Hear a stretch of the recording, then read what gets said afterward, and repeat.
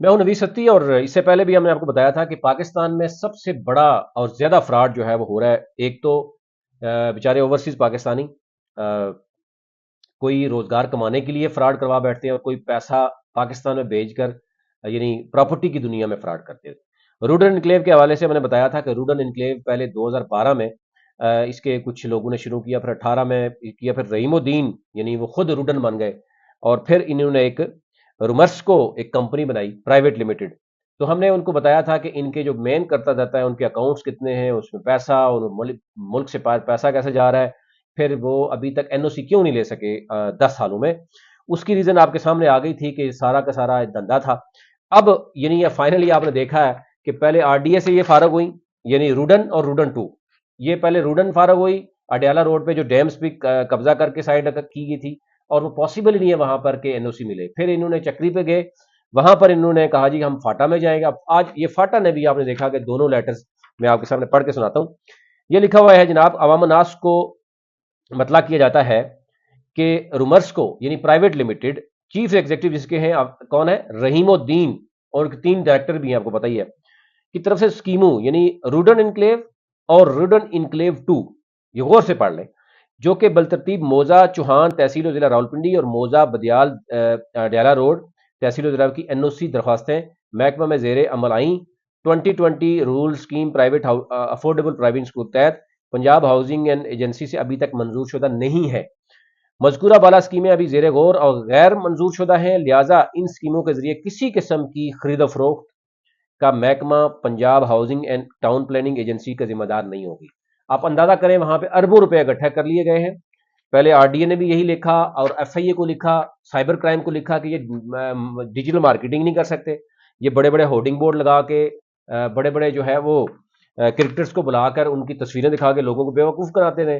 اور ایک اور نوسر باز آئے اور انہوں نے 313 گھروں کا معاملہ شروع کر دیا. یعنی ہر 6 ماہ بعد 3 ماہ بعد ایک نئے سرے سے ایک نیا نوسر باز ایڈ کر کے پیسے اکٹھے کرتے رہے. پہلی بار یہ بری طرح سے پھنس چکے ہیں. اب ڈیلرز ان کے پیچھے پڑے ہوئے ہیں، عام جو صارفین ہیں جنہوں نے فائلیں لی ہوئی ہیں، یعنی 1 ملین سے زائد فائلیں آپ اندازہ کر سکتے ہیں. تو فائلیں بھی اب لوگوں کو یہ چیک کروائیں، اب تو فائلیں بھی جعلی نکل رہی ہیں. اب کہتے ہیں یہ ہماری فائل ہی نہیں ہے. تو ایسے لوگوں کے ساتھ کیا ہوگا؟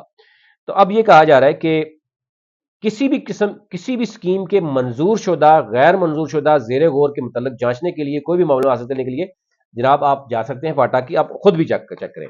دوسرا نوٹس جناب ان کے ہے، اب یہ تمام اداروں کو یعنی روڈن اور روڈن 2، پہلی بات ہے جب یہ آر ڈی اے نے کیا، آر ڈی اے کرتا ہے یا سی ڈی اے کرتا ہے کہ جب آپ کو انلیگل کرتا ہے تو آپ تمام اداروں کو لکھتا ہے، سوئی گیس، بجلی، تمام اداروں کو کہ جناب یہ غیر قانونی سوسائٹی ہے، اس کو آپ نے نہیں دینا. اب یہی صورتحال پاٹا بھی کر رہا ہے کہ جناب وہ کہہ رہے ہیں ان کے پاس کوئی این او سی نہیں ہے، اور اس میں کسی بھی قسم کی کوئی خرید و فروخت کا محکمہ پنجاب ہاؤسنگ ٹاؤن پلاننگ کے ذمہ دار نہ ہوگا.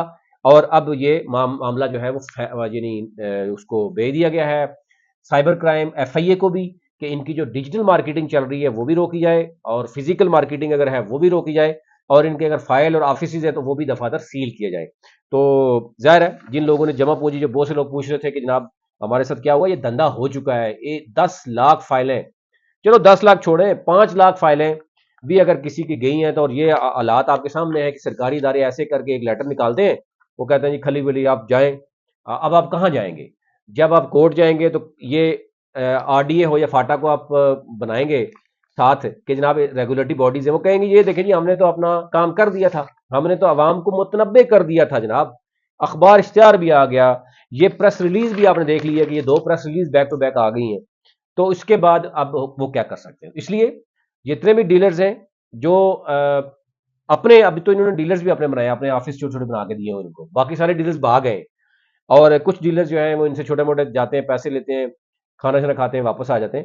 باقی بیچارے جو صارفین ہیں اور ڈیلر سارے کے سارے اس وقت پریشر ہیں. اور اب وہ جنرل صاحب تھے، کہا جا رہا ہے ان کی کالیں بھی آنا بند ہو گئی ہیں، پہلے وہ بھی کالیں کرتے تھے.